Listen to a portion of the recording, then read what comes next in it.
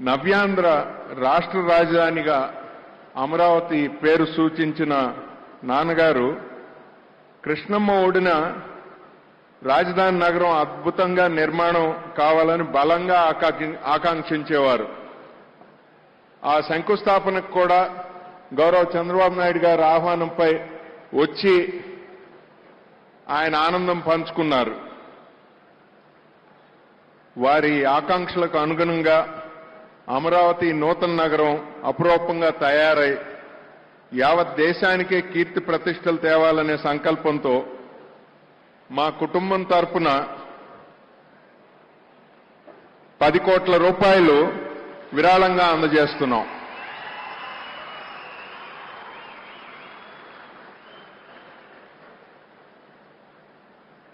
Apart from naming Amaravati, he always looked forward for the overall development of this new city.